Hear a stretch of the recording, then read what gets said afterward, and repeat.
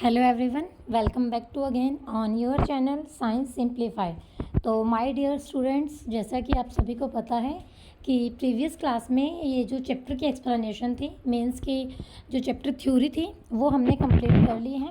तो जैसा कि मैंने आपको ऑलरेडी बताया था कि जैसे ही चैप्टर कंप्लीट होगा आफ्टर देन हम उसके बाद चैप्टर के जो क्वेश्चन आंसर हैं वो करेंगे।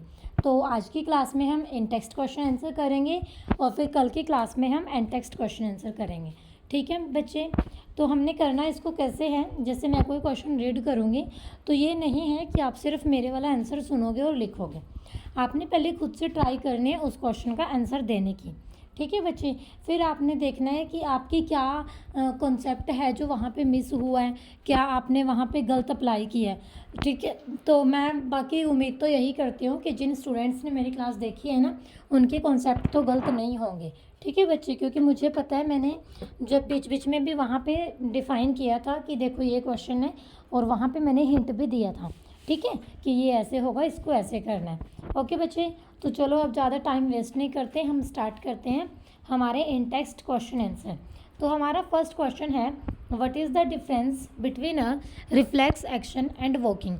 तो यहाँ आपने बताना है कि रिफ्लेक्स एक्शन होता है एक तो, और एक होती है वॉकिंग। ठीक है, तो इन दोनों में डिफरेंस क्या है ये आपने बताना है। तो बच्चे, जो रिफ्लेक्स एक्शन होता है वो सडन होता है। सडन मतलब एकदम से होने वाला एक्शन। ठीक है, तो उसमें ये नहीं है कि आप बहुत ज़्यादा सोचते हो या कुछ करते हो, उसमें आप एकदम से स्टेप लेते हो। सपोज़ आप लोग किचन में हो, एकदम से आपका हाथ लग गया, आपको पता नहीं था गर्म है बर्तन, तो अपने आप ही ऑटोमेटिकली सेम इंस्टेंट पे विद इन 1 सेकेंड आप अपना हाथ पीछे हटाते हो। That action is known as reflex action. उस एक्शन को हम क्या बोलते हैं बच्चे? रिफ्लेक्स एक्शन बोलते हैं हम उसको। और दूसरी तरफ वॉकिंग है जो, तो वॉकिंग क्या आप लोग ऐसे ही करते हो बिना सोचे समझे? ऐसे तो नहीं करते ना वॉकिंग। तो वॉकिंग है जो आपका एक वॉलंटरी एक्शन होता है। इसमें आप लोग क्या करते हो, आपको पता होता है जब आप वॉकिंग करते हो कि मैंने वॉकिंग करनी है। ठीक है जी, वो कोई ना कोई पर्पज़ होता है, कोई ना कोई रीज़न होता है। लेकिन जो आपका वॉलंटरी एक्शंस होते हैं वहाँ पे आप सडन एक्शन करते हो। तो देखते हैं आपने इसको कैसे लिखना है नोटबुक में। तो देखो कैसे करोगे आप लोग। A reflex action is a rapid automatic response to a stimulus. यानी कि जैसे ही कोई स्टिमुलस होता है उसके अगेंस्ट हम जो भी एक्शन करते हैं, ठीक है, उसको हम क्या बोलते हैं? रिफ्लेक्स एक्शन बोलते हैं। It does not involve any thinking. इसमें कोई थिंकिंग इन्वॉल्व नहीं होती कि पहले आप सोचने बैठोगे कि हाथ मेरा जल गया, पीछे हटाऊँ या ना हटाऊँ, है ना। तो ये तो नहीं होता इसमें, ऐसा कोई सीन तो नहीं है ना, बिल्कुल भी नहीं है ऐसा कोई सीन। ठीक है बच्चे, उसके बाद है for example we close our eyes immediately when the bright light is focus. होता है ना, रोड पे जा रहे हो आप लोग रात के अंधेरे में और एकदम से लाइट किसी गाड़ी की आपकी आंखों में सीधी पड़ती है, वो जब वो पूरी स्ट्रॉन्ग होती है ना, तो आप अपनी आंखों को बंद कर लेते हो। ठीक है, तो वो एक्शन है जो आपका, वो भी आपका क्या है बच्चे? रिफ्लेक्स एक्शन है। ठीक है जी। दूसरी तरफ जो वॉकिंग है आपका, walking on the other hand is a voluntary action. Walking आपका वॉलंटरी एक्शन है। It is under our conscious control. ये हमारी कॉन्शियस के कंट्रोल में होता है, हमारे माइंड के कंट्रोल में होता है। हमें पता है कि हमें वॉकिंग करनी है, क्यों करनी है, हमें ये भी पता है। ठीक है बच्चे, तो ये था आपका फर्स्ट क्वेश्चन। मैं उम्मीद करती हूँ कि आपको समझ आया होगा। सेकेंड क्वेश्चन है हमारे पास, what happens at the synapse between two neuron. जो दो न्यूरॉन के बीच में स्नेप्स होता है तो वो क्या करता है, क्या होता है वहाँ पे, यानी कि उसका काम क्या है, ये हमने यहाँ पे बताना है। ठीक है बच्चे, तो सबसे पहले तो आपको सिनेप्स का पता होना चाहिए कि सिनेप्स क्या होता है। तो हमारे पास क्या होता है बच्चे? सिनेप्स है जो आपका गैप होता है, जैसे डेंड्रॉइड और एक्सॉन। डेंड्रॉइड का जो एंड पॉइंट है वहाँ से एक्सॉन की तरफ जाते हैं, फिर कॉन्टिन्यूसली वहाँ से इम्पल्स हैं जो आपकी ट्रांसमिट होती हैं। ठीक है, सिनेप्स में मेनली काम क्या होता है? जो इम्पल्स हैं, इलेक्ट्रिकल इम्पल्स आपकी ट्रांसमिट होती रहती हैं एंड वो यूनी डायरेक्शन होती हैं। मेन बात यहाँ पे क्या होती है? वो यूनी डायरेक्शनल होती है, सिंगल डायरेक्शन में होती है। तो वो यूनी डायरेक्शन क्यों होती है? तो वहाँ पे जो केमिकल है एक रिलीज़ होता है, ठीक है, उसको कॉन्टिन्यूसली इम्पल्स को मूव करवाने के लिए। जैसे ही एक न्यूरॉन के एंड पॉइंट से वो जाती है, सेकंड न्यूरॉन के पॉइंट पर फिर वो आ जाती है वहाँ से। ठीक है बच्चे, तो कैसे लिखोगे आप लोग इसको? देखो यहाँ से एक बारी, a very small gap that occurs between the last portion of axon of one neuron and dendron of the other neuron. ठीक है, जो एक्सॉन और डेंड्रॉन के बीच का पोर्शन होता है उसको हम क्या बोलते हैं, उस गैप को हम क्या बोलते हैं, सिनेप्स बोलते हैं. It acts as a one way valve to transmit impulse in one direction only. वही बताया था ना मैंने आपको, ये वन वे होता है. ठीक है बच्चे, वन वे वाल्व होता है इसका, इम्पल्सेस को ट्रांसमिट करता है ये सिंगल डायरेक्शन में. Unidirection, this unidirection transfer of impulses occurs as the chemical are produced in only one side of neuron. ठीक है, तो ये सिंगल डायरेक्शन में क्यों होता है, क्योंकि जो केमिकल प्रोड्यूस होते हैं वो आपके एक साइड ही प्रोड्यूस होते हैं. और वो कौन सी साइड प्रोड्यूस होते हैं, आपके एक्सॉन साइड. तो आपको ये भी पता होना चाहिए यहाँ से कौन सी साइड प्रोड्यूस होते हैं, वो आपके axon side. From axon, axon से फिर क्या होता है, the impulses travel across the synapse to the dendron of the other neuron. पता फिर आपका यहाँ पे क्या होता है, जब यूनिट डायरेक्शन ट्रांसफ़र हो जाता है ना इम्पल्सेस का, क्योंकि वहाँ पे केमिकल प्रोड्यूस हो गए वन साइड में, एक्सॉन की साइड में, तो एक्सॉन से इम्पल्स आपकी ट्रैवल करती है, सिनेप्स में जाती है, डेंड्रॉन में जाती है, मीन्स के वो सेकेंड न्यूरॉन के पास जाती है. इस तरह से आपके इम्पल्सेस हैं जो ट्रांसफ़र होती रहती हैं between the neuron with the help of synapse. Okay बच्चे, जैसे यहाँ पे आप लोग ये डायग्राम भी देख सकते हो, और ये डायग्राम आपने ड्रॉ भी करके आना है. एग्ज़ाम में अगर आपका ये क्वेश्चन आ जाता है ना, तो ये आपने ड्रॉ भी करके आना है. ठीक है बच्चे, एक्सॉन, फिर एक्सॉन का टर्मिनल, फिर वो केमिकल, और फिर वहाँ पे रिसेप्टर है. ओके बच्चे, समझ आ रहे हैं ना क्वेश्चन आपको, बड़े इंटरेस्टेड है, ये चैप्टर बहुत इंटरेस्टेड था. उसके बाद थर्ड क्वेश्चन है हमारे पास, which part of the brain maintains posture and equilibrium of the body. Brain का कौन सा पार्ट होता है जो बॉडी के पोस्चर को और इक्विलिब्रियम को मेंटेन करके रखता है. तो ये क्वेश्चन तो मैंने कमेंट बॉक्स में आंसर के लिए भी बोला था, 3-4 स्टूडेंट्स ने आंसर दिया भी था, और बिल्कुल सही आंसर दिया था, करेक्ट बिल्कुल. ठीक है बच्चे, अभी नाम तो मुझे नहीं याद है, लेकिन जिन्होंने आंसर दे रखा है बिल्कुल करेक्ट दे रखा है. सेरेब्रम होता है हमारे पास, पार्ट होता है ये हिंड ब्रेन का. ठीक है, जैसे ब्रेन के 3 टाइप हमने पढ़े थे ना, fore brain, mid brain, hind brain, तो फिर उनके फर्दर पार्ट्स की बात की थी.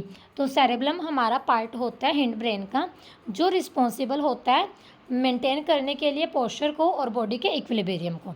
ओके बच्चे, उसके बाद हमारा फोर्थ क्वेश्चन है यहाँ से, how do we detect the smell of an agarbatti. Agarbatti की स्मेल को आप कैसे डिटेक्ट करते हो. तो ना सिर्फ अगरबत्ती की स्मेल, जैसे क्वेश्चन में अभी अगरबत्ती की आ गया, आपके पास फाइनल एग्ज़ाम में कोई भी स्मेल का पूछ सकता है, तो रीज़न सबका वही सेम रहेगा जो मैं अभी इसमें बताऊंगी. तो यहाँ पे हमारे पास क्या होता है, मेन जो फंक्शन है यहाँ वो रिसेप्टर का होता है. तो रिसेप्टर को हमने कैटेगराइज किया था, जैसे हमने बताया था वहाँ पे कि जो स्मेल के लिए होते हैं ओल्फैक्टरी रिसेप्टर होते हैं, याद आ गया होगा ना सभी को. ठीक है बच्चे, इस तरह से हमने इनको कैटेगराइज भी किया था. तो स्मेल है हम कोई भी कैसे डिटेक्ट करते हैं, with the help of receptor, olfactory receptor हम उसको बोल सकते हैं. ठीक है बच्चे, तो यहाँ पे देखो आपने कैसे लिखना है, ब्रेन का भी एक्सप्लेन करना है साथ में कि थिंकिंग पार्ट यहाँ पे होता है. ठीक है बच्चे, तो यहाँ पे क्या है देखो, the thinking part of our brain is the forebrain. ये बात सबको पता है ना, कि ब्रेन के जब हमने टाइप किए थे तो उनके फंक्शन भी बताए थे. तो जो थिंकिंग पार्ट होता है ब्रेन का, वो हमारे पास होता है forebrain. It has separate area that are specialised for hearing, smelling, sight, taste, touch etcetera. तो इसमें क्या होता है, अलग अलग एरियाज़ होते हैं. एक एरिया में हम सुनते हैं, एक एरिया में स्मेल होती है, महसूस पता लगता है, एक में हम देखते हैं, किसी में टेस्ट, टच, इस तरह से. ठीक है बच्चे, the forebrain also has regions that collect information और impulses from the various receptor. ठीक है, जो मैं अभी आपको एक्सप्लेन कर ही रही थी कि फोर ब्रेन में वो भी अलग अलग रीजन होते हैं जो इनको इन्फॉर्मेशन को या इम्पल्सेस को, इम्पल्सेस वर्ड इन्फॉर्मेशन के लिए ही यूज़ किया गया है. तो यहाँ पे आपने कन्फ्यूज़ नहीं होना कि ये इम्पल्सेस क्या होता है. ठीक है, तो जो इम्पल्सेस है आपका वर्ड यहाँ, ये इन्फॉर्मेशन के लिए ही यूज़ किया गया है, एक ही मीनिंग है. ठीक है बच्चे, तो इम्पल्सेस या फिर इन्फॉर्मेशन कि वही जो मैसेज ट्रांसमिट करना. ठीक है जी, तो नेक्स्ट है हमारे पास when the smell of an incense stick reaches us our forebrain detected. तो स्मेल जब हमारे तक पहुंचती है तो जो हमारा फोरब्रेन होता है उसको वो क्या करता है, डिटेक्ट करता है। फिर फोरब्रेन अपना काम करता है, कैसे करता है, the forebrain interpret it by putting it together with the information received from other receptor. ठीक है, फोरब्रेन फिर पता लगाता है, कैसे पता लगाता है, इसको इकट्ठे रखता है वो कहाँ पे, जो इन्फॉर्मेशन रिसीव की है दूसरे रिसेप्टर ने। ठीक है जी, also with the information already stored in the brain. और ये भी होता है कि जो इन्फॉर्मेशन पहले ही ब्रेन के अंदर स्टोर होती है वहाँ पे। ठीक है बच्चे, समझ आ रहा है आपको। उसके बाद हमारे पास 5th क्वेश्चन है, what is the role of brain in reflex action. जो रिफ्लेक्स एक्शन होते हैं तो उनके अंदर ब्रेन का रोल है जो क्या होता है। ठीक है, तो वैसे तो देखो ब्रेन का रोल हमने बताया है कि थिंकिंग में होता है। ठीक है जी, और रिफ्लेक्स एक्शन में हम ये भी कहते हैं कि थिंकिंग इन्वॉल्व नहीं होती, ये सडन एक्शन होते हैं। ठीक है, तो ब्रेन का इतना कोई ज़्यादा रोल नहीं होता, लेकिन फिर भी हम जो भी वहाँ पे रिस्पॉन्ड करते हैं ना, उसके लिए एकदम से वो सिग्नल भी हमें किसी ना किसी पार्ट के थ्रू तो जाता ही है ना कोई तो होगी वहाँ, तो वहाँ पे ब्रेन का रोल होता है बच्चे थोड़ा बहुत तो। ठीक है जी, तो देखो यहाँ पे क्या है, रिफ्लेक्स एक्शन है जो आपके वो सडन रिस्पॉन्सेज होते हैं। Reflex action are sudden responses which do not involve any thinking, जिसमें थिंकिंग है जो नहीं इन्वॉल्व होती।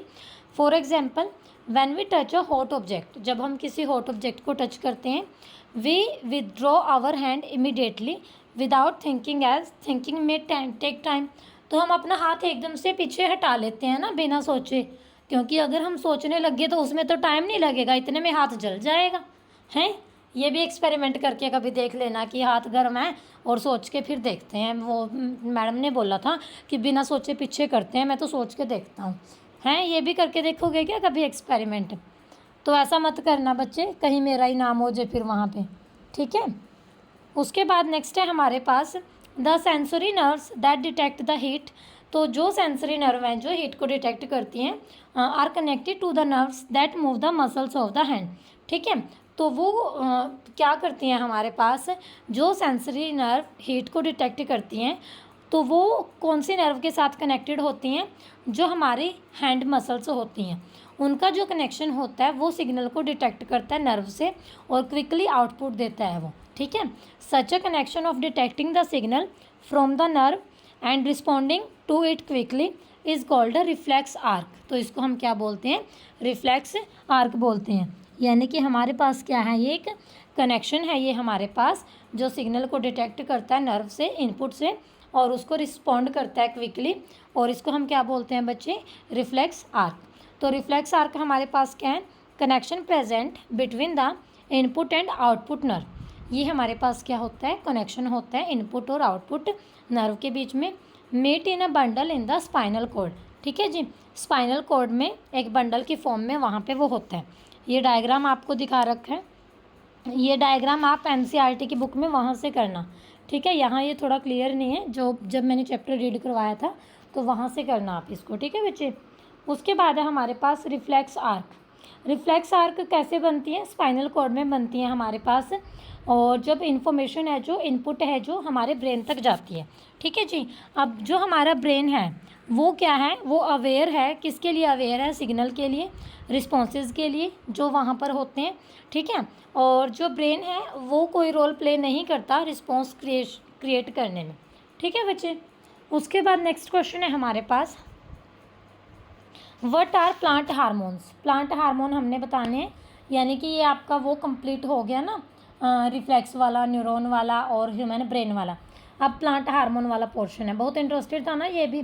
प्लांट हार्मोन्स की बात की थी हमने 4 से 5 के, जिब्रेलिन, ऑक्सिन और 1-2 और किए थे, साइटोकाइनिन किया था, है ना, एब्सिसिक एसिड।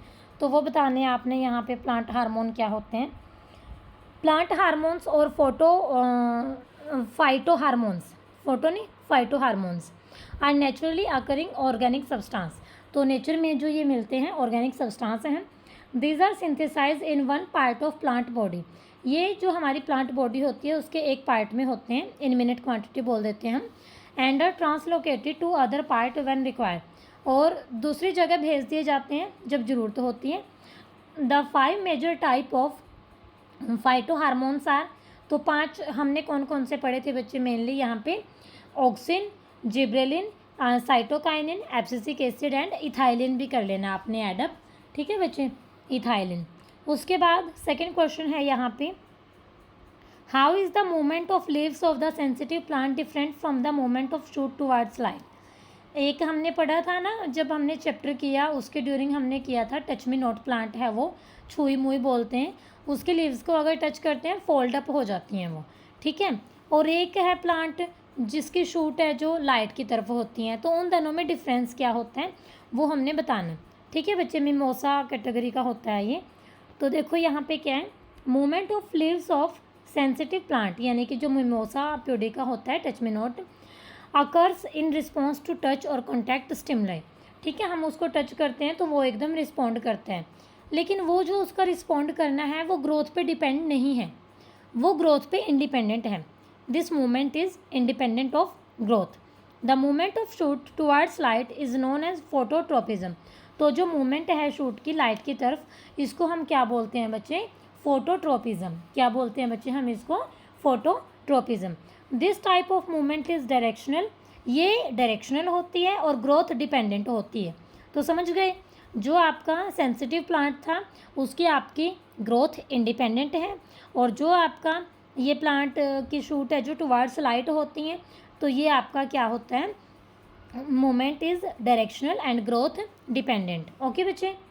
उसके बाद क्वेश्चन थर्ड है आपका, give an example of plant hormone that promote growth. Growth को जो प्रमोट करता है तो ऑक्सिन है आपका जो ग्रोथ को प्रमोट करता है, जिब्रेलिन भी करता है वैसे, ठीक है।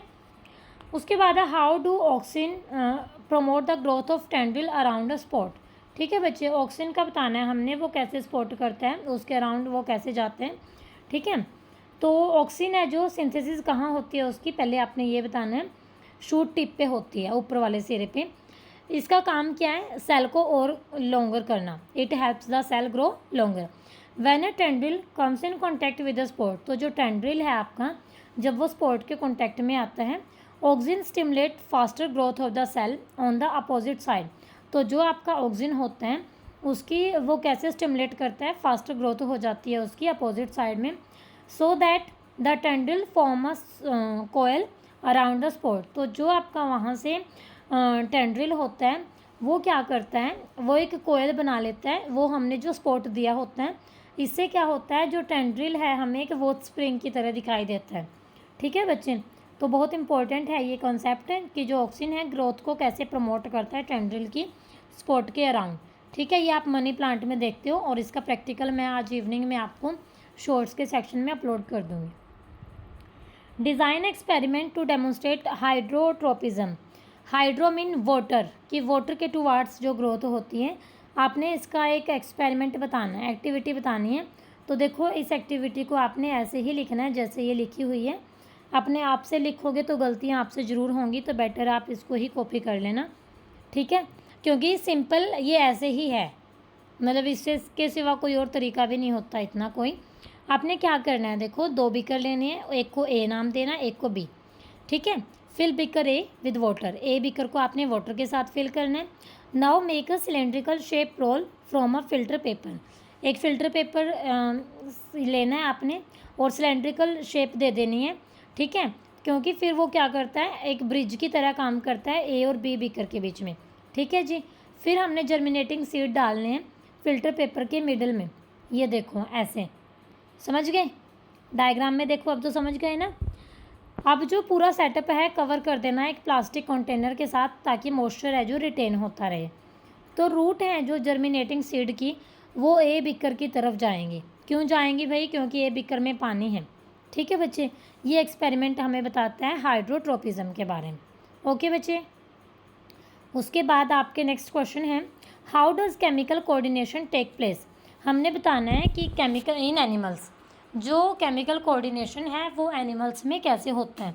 स्टार्टिंग में हमने ह्यूमन बीइंग का पढ़ा था, फिर हमने प्लांट्स का पढ़ा था, और फिर लास्ट में हम डिस्कस कर रहे थे यहाँ पे किसके बारे में, जो है हमारा एनिमल्स का, ठीक है बच्चे। तो एनिमल्स का जब हम करते हैं तो उसमें हमने यहाँ पे हार्मोन्स का ही बताना है, कॉन्सेप्ट क्या होता है एक्चुअली। ओके जी। तो यहाँ पे हमने क्या पढ़ा था, हमारे पास क्या होता है, ये रेगुलेशन बतानी है कंट्रोल एंड कोऑर्डिनेशन की कैसे होती है। एंडोक्राइन जो हमारा सिस्टम होता है जैसे उसकी हेल्प से होती है ये हमारे पास। ठीक है बच्चे, तो यहाँ पे देखो कैसे लिखोगे आप इस क्वेश्चन को। जो केमिकल कोऑर्डिनेशन होता है that take place in animal with the help of hormones, तो किसकी हेल्प से होता है बच्चे, वो हार्मोन्स की हेल्प से होता है। ठीक है जी। उसके बाद आपने बताना है hormone is the chemical messenger. Hormone क्या होता है, एक केमिकल मैसेंजर होता है हमारे पास, जो क्या करता है, रेगुलेट करता है फिजियोलॉजिकल प्रोसेसेस को लिविंग ऑर्गेनिजम्स में। ठीक है जी, ये लिविंग ऑर्गेनिजम्स में जो प्रोसेसेस होती हैं उनको ये क्या करता है बच्चे, रेगुलेट करता है ये। ठीक है, यानी कि उनको ये कंटिन्यू करता है। It is secreted by glands. ठीक है, कहाँ से सिक्रेट होता है ये, बाय ग्लैंड से। ठीक है जी।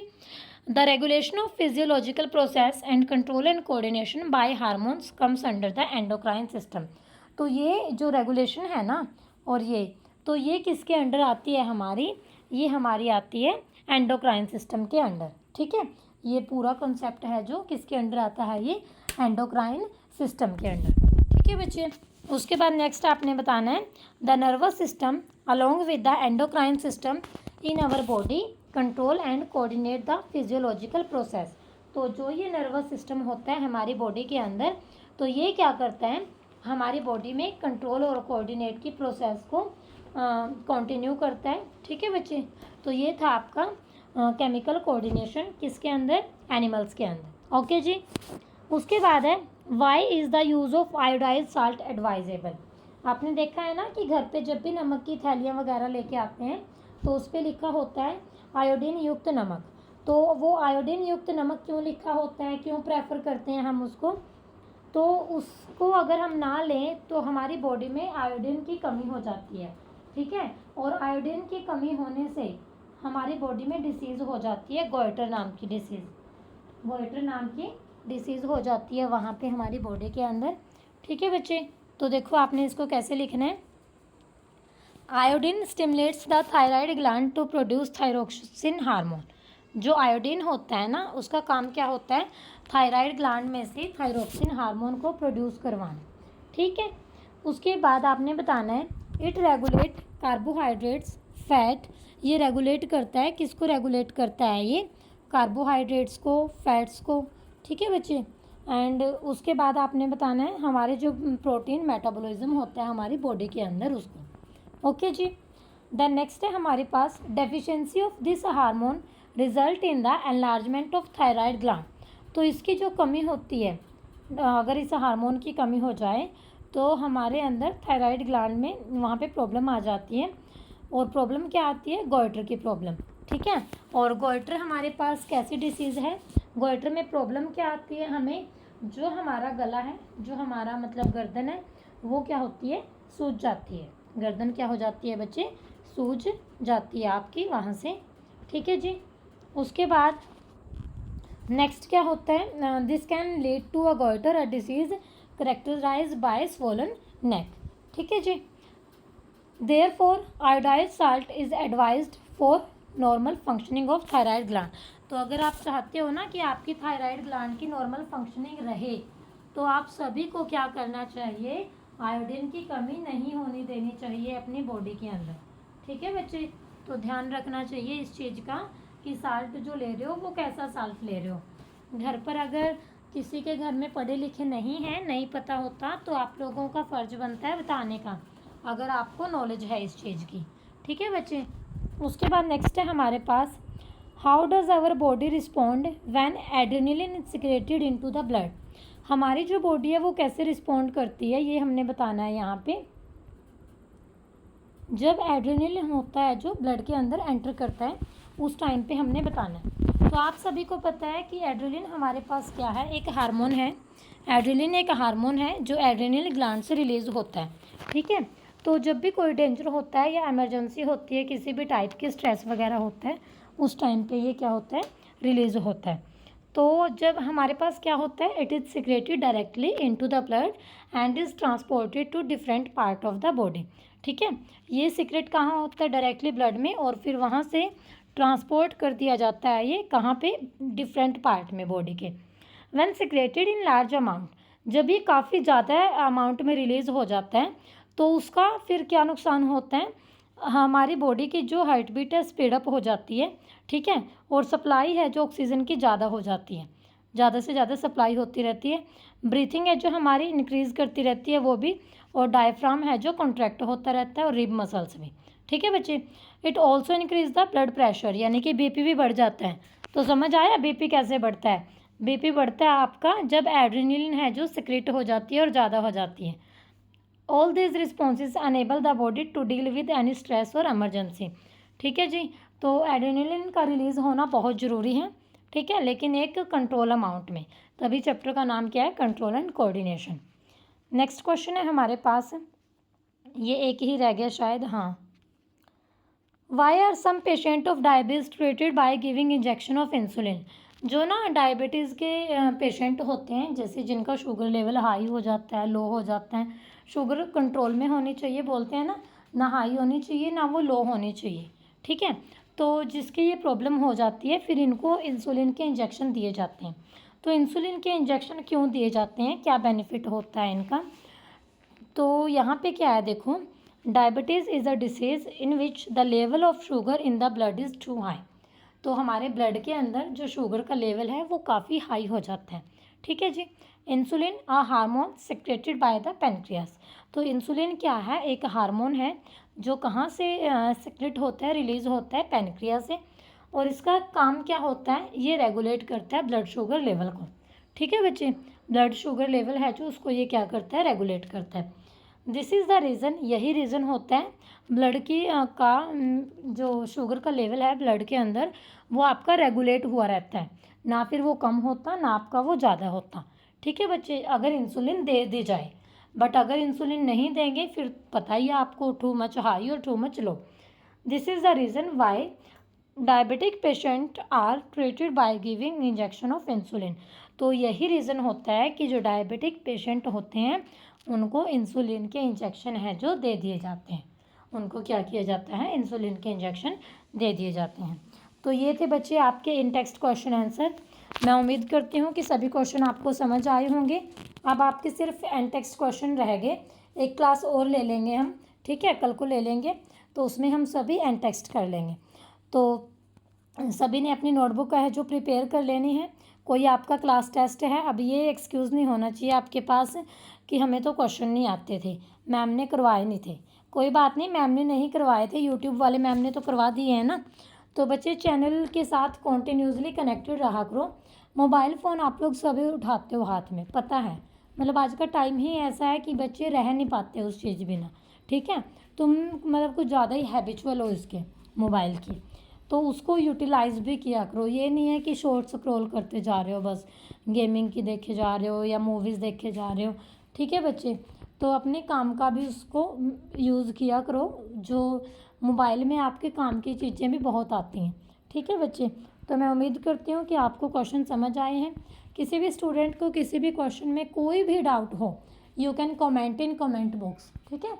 कमेंट बॉक्स आपके लिए ही बनाया गया है, कमेंट करिए और बताइए कि कहाँ आपको क्या प्रॉब्लम है, ठीक है बच्चे।